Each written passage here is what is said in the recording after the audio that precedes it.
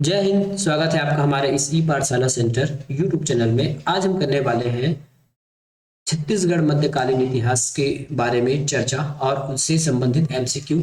ये हमारे रतनपुर से संबंधित रायपुर के कलचुरियों से संबंधित जितने भी प्रश्न बनते हैं, है ना, या फिर कलचुरियों के जो कार्यकला है, संस्कृति है, राजपाट कैसे करते थे, कौन से अधिकारी होते थे, इस प्रकार के प्रश्न को हम इस सेशन में देखेंगे।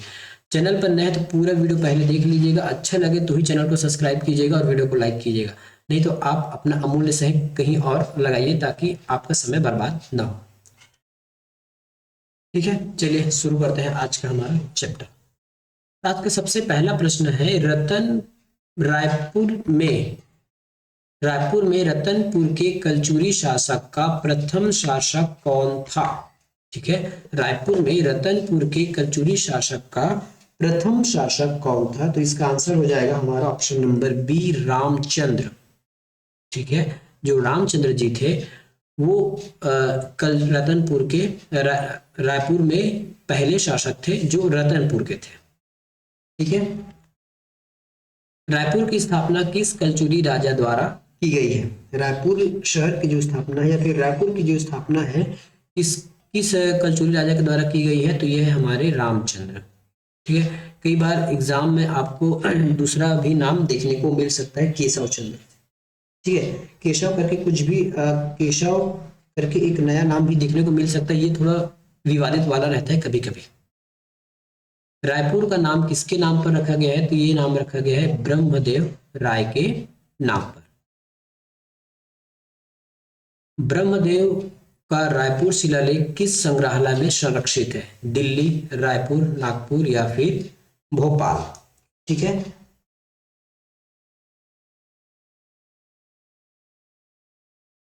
तो ये इसका आंसर है नागपुर में। अब थोड़ा सा इसके बारे में जान लीजिए। जो ब्रह्मदेव राय का जो शिलालेख है ना, वो दो स्थानों से मिला है। पहला है रायपुर से, ठीक है, दूसरा खल्लारी से। ठीक है, तो दो जगह से इनका शिलालेख प्राप्त हुआ है, लेकिन ये शिलालेख प्राप्त रायपुर और खल्लारी से हुआ है, लेकिन इनको रखा गया है संरक्षित नागपुर के संग्रहालय में। कलचुरी वंश की रायपुर शाखा का अंतिम शासक निम्नलिखित में से कौन था? कलचुरी वंश के रायपुर शाखा का अंतिम शासक, याद रखिएगा रायपुर शाखा का पूछ रहा है, अंतिम शासक इसमें से कौन था? तो इसके अंतिम शासक थे हमारे अमर सिंह। ठीक है, रायपुर के अंतिम शाखा के अंतिम शाखा के शासक कौन थे? अमर सिंह थे। ठीक है, अमर सिंह थे। रायपुर के कलचुरी शासक अमर सिंह को मराठों ने जागीर के रूप में निम्नलिखित 3 परगने दिए: रायपुर, राजिम, नवागांव, रायपुर आरंग, सिरपुर, रायपुर राजिम, पाटन, रायपुर पाटन और धमतरी। ये आपके 2021 में पूछे गए प्रश्न है। इसका आंसर है रायपुर, राजिम और पाटन, ऑप्शन नंबर सी।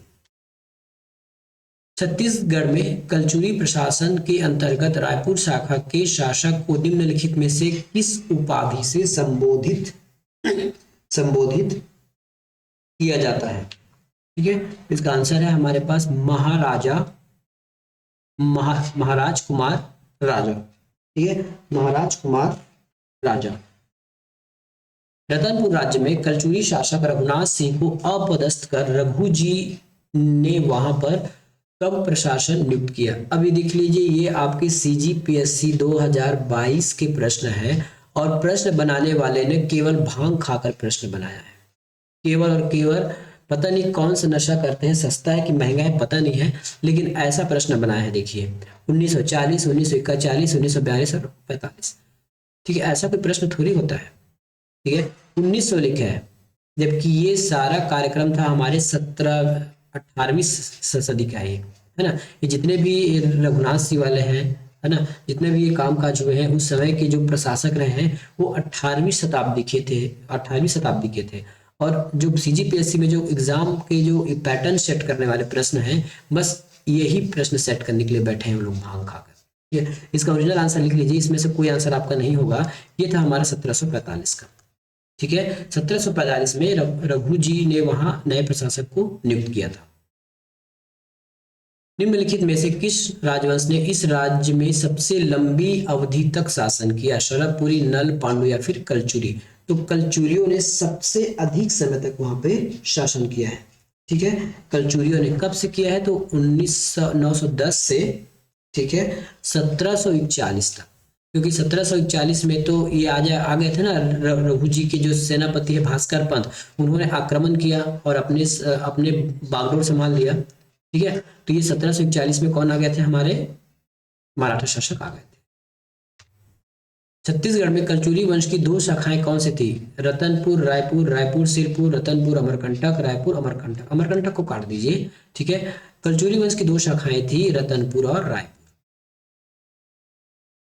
निम्नलिखित में से कौन सी छत्तीसगढ़ में है वंशी कलचुरी शासकों की राजधानियां थी? तो मांड थी, रतनपुर था, रायपुर था, पाली नहीं था। ठीक है, पाली इसमें नहीं था। इसके अतिरिक्त और कुछ कुछ जो देखिए साफ साफ लिखा है, ये तो हमारे छत्तीसगढ़ के है वंशी है ना, लेकिन बाहर में भी कुछ त्रिपुरियों के राजधानियां थे। बाहर में क्या राजधानियां थी कलचुरियों के? तो त्रिपुरी।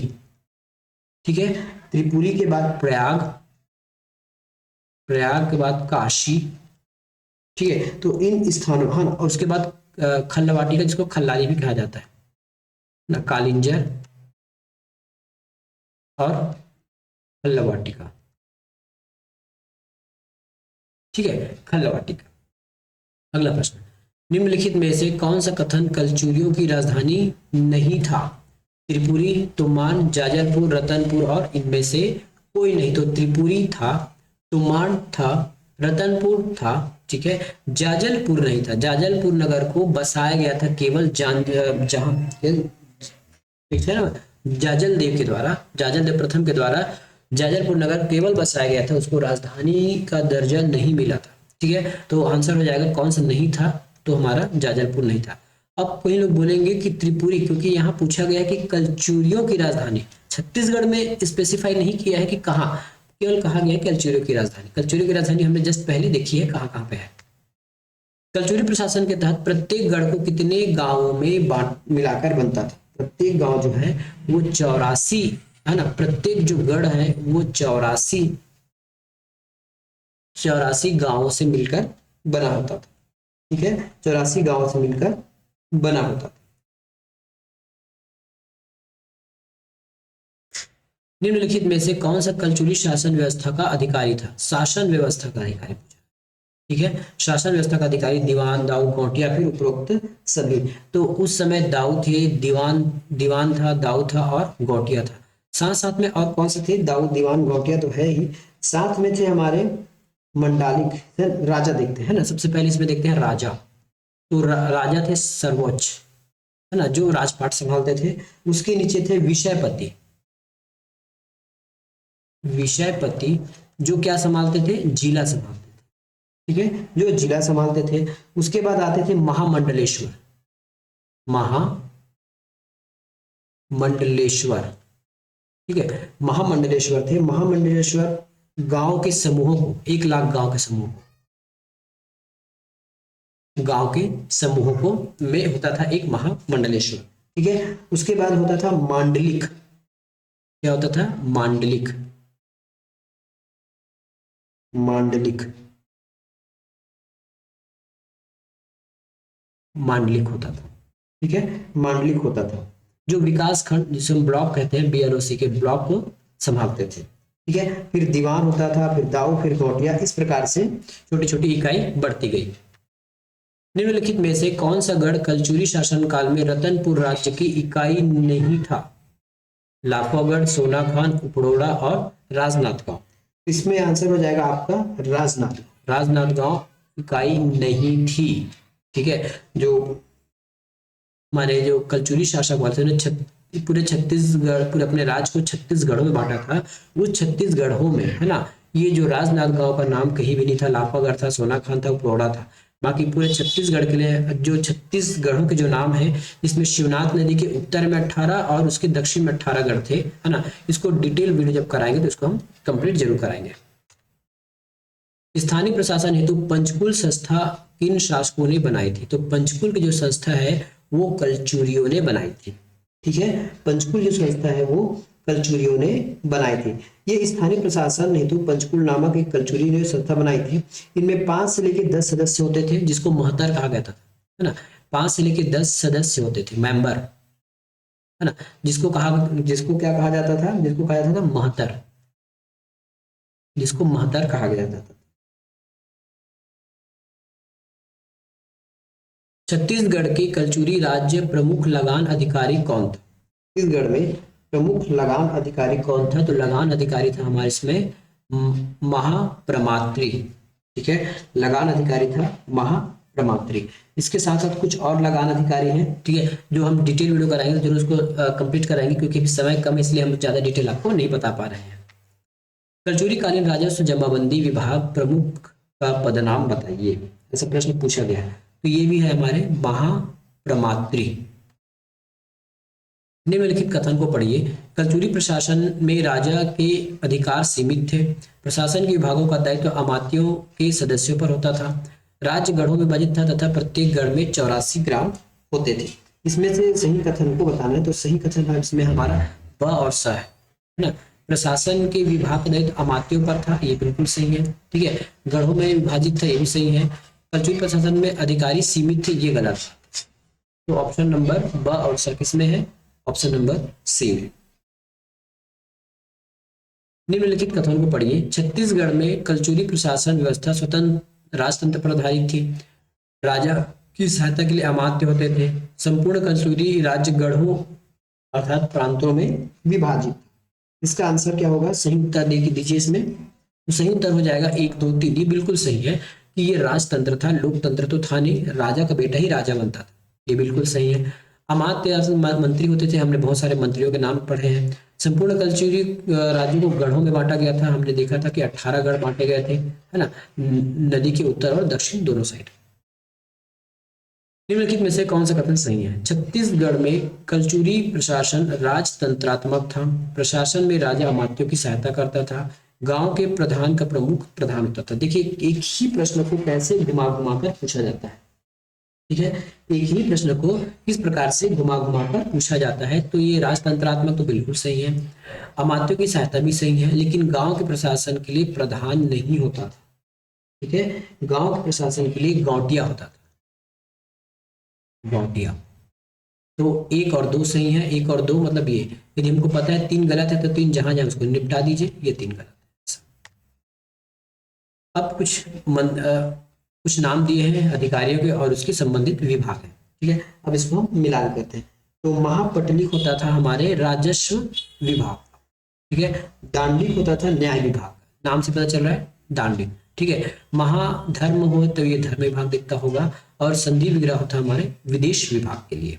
अगला प्रश्न, रतनपुर के कलचुरी शासक रत्नदेव के सिक्कों में निम्नलिखित में से कौन सी विशेषता नहीं पाई जाती?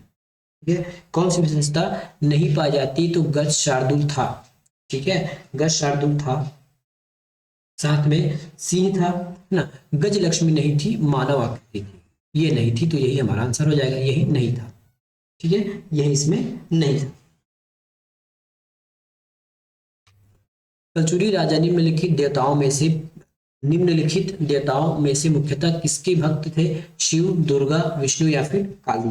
ये थे हमारे शिव भक्ति थे सभी के सभी। कलचुरी वंश की कुल देवी कौन थी? महालक्ष्मी, गजलक्ष्मी, राज्यलक्ष्मी या फिर श्री लक्ष्मी? इसका आंसर हो जाएगा गजलक्ष्मी। ठीक है, थोड़ा सा आप अंतर मत कीजिएगा, है ना। जैसे इनकी कुल देवी थी गजलक्ष्मी, लेकिन इन्हीं का कहीं पे हमको फोटो में नहीं दिखे गया, है ना। गजलक्ष्मी, देखिए गजलक्ष्मी था, है ना, इन्हीं का फोटो हमको सिक्के में नहीं मिला।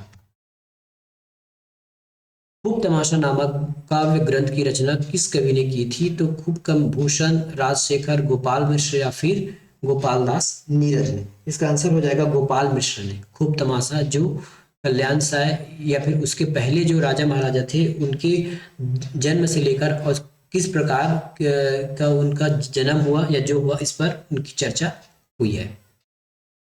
वाटिका में विष्णु मंदिर का निर्माण कराने वाले व्यक्ति का नाम बताइए। देवपाल, यश, रत्न सिंह या फिर इनमें से कोई नहीं? इसका आंसर है देवपाल, आंसर है देवपाल।